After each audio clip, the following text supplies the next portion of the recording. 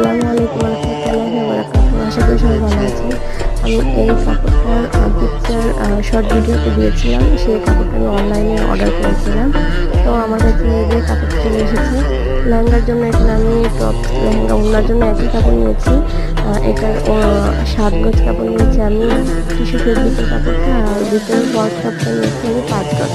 তো এই হলো আমার কাপড়গুলো। এখন আমি এটা ফাইনাল লেহেঙ্গা বানানোর পরে কীরকম হবে এটা আপনাদের সাথে শেয়ার করবো।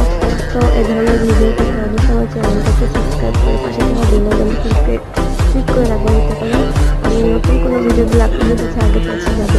আর এই ধরনের ভিডিও অবশ্যই আমাকে কমেন্ট করে দেবেন। ভালো থাকবে, সুস্থ থাকবে, আল্লাহ হাফেজ।